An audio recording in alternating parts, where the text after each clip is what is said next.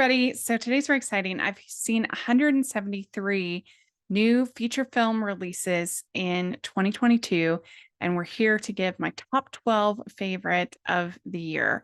And you all know that I found most of the awards movies to be pretty disappointing. And so it's been a bit of a rough fall for me.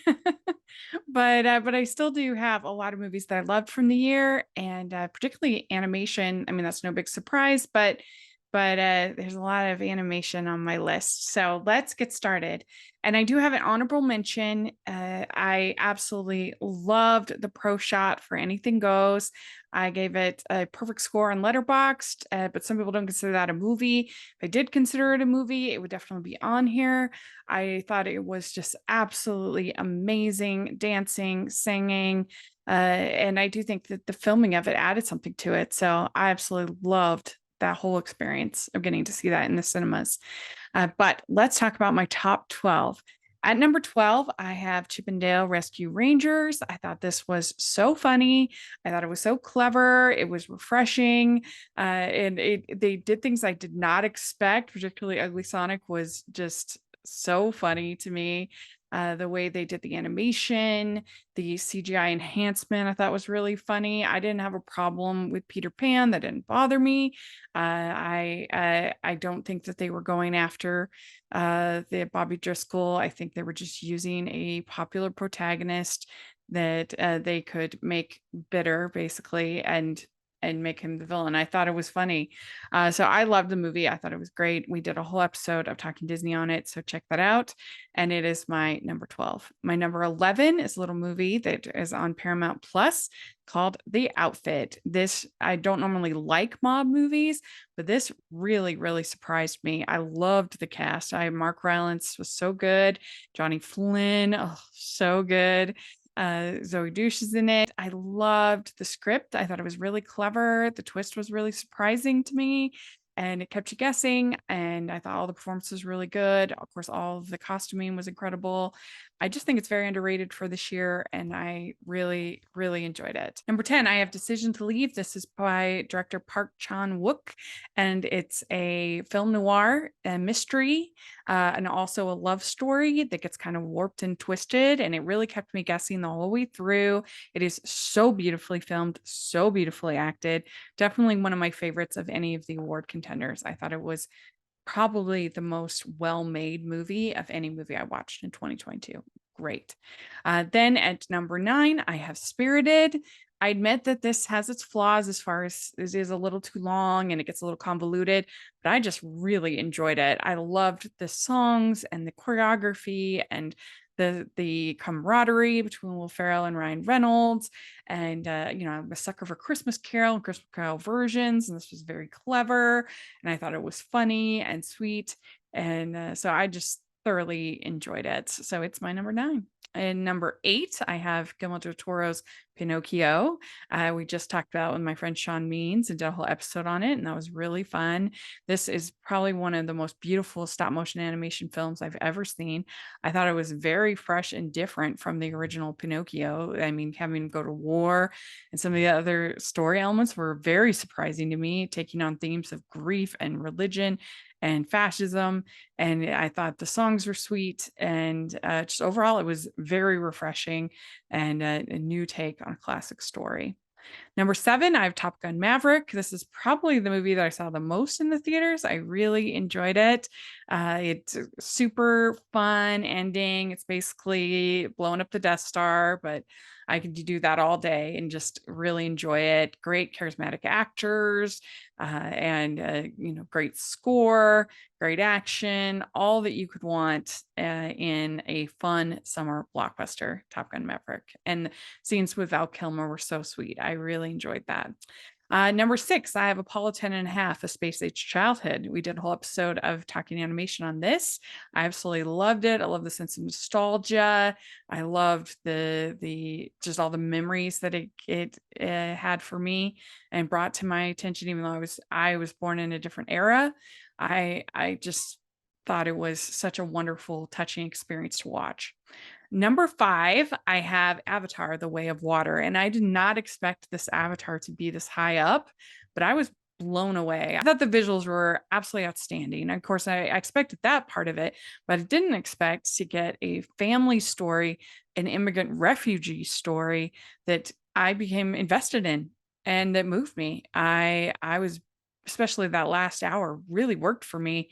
I was moved and invested.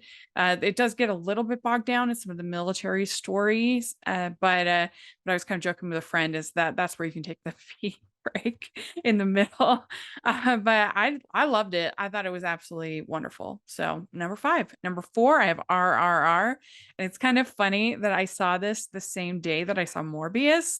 Like what a difference with somebody with passion making a movie that really means something to them about friendship and the difference that friendship can make and the incredible visual effects and acting and just how over top it was and how fun it was.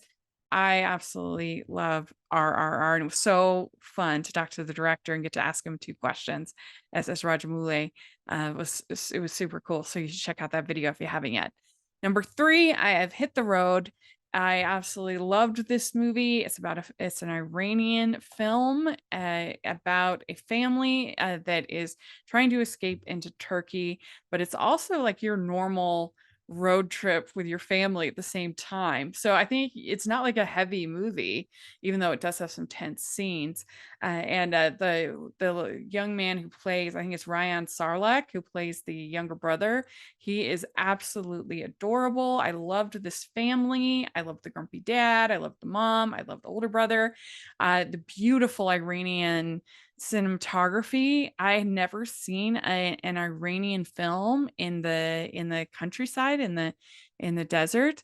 I'd only ever seen it in the city, so that was very interesting to me to see that, and I just absolutely loved this movie. I think it's so underappreciated for the year, and the fact that it'll probably get ignored by all the Oscars makes me kind of sad because it was one of the highlights of the year. Now, for my 1 and 2, I really kind of have a tie. They're so different, and I love them both so much that they really are my number ones. But the first one I'm going to talk about is Marcel the Shell with Shoes On. I absolutely loved this movie. I thought it was so sweet and endearing and wonderful and hopeful. I love Jenny Slate's performance as Marcel. I think that Marcel is such a cute character, and you just want him to get united with his family. And I just, it just spoke to me in a way that clearly very few other films did for me in 2022. But my number 1, the one I also loved, is just coming into theater, so I hope you all go see it. It's Puss in Boots: The Last Wish. I absolutely loved this movie. I enjoyed the first one, but I think this is just a better film in every way. You've still got you've still got Puss in Boots being the know-it-all and smart aleck and everything, but you've got him facing his last life, his last wish, and so that kind of adds a gravitas to everything. The animation is outstanding. I mean, just took my breath away. The action sequences are incredible.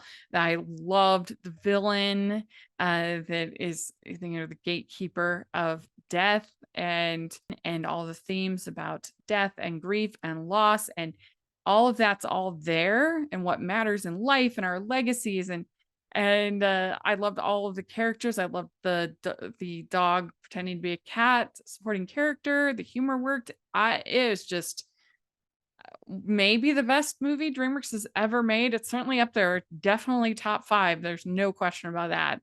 I absolutely thought it was astonishing. So I loved it. So that's my top 12: Chippendale Rescue Rangers, The Outfit, Decision to Leave, Spirited, Pinocchio, Top Gun Maverick, Apollo 10.5, Space Age Childhood, Avatar: The Way of Water, RRR, Hit the Road, Marcel the Shell with Shoes On, and Puss in Boots: The Last Wish. Are you a fan of Rachel's reviews? Do you look forward to Family Movie Night, Female Film Critics Panels, or the Talking Disney podcast? If so, please consider supporting the podcast by becoming a Patreon.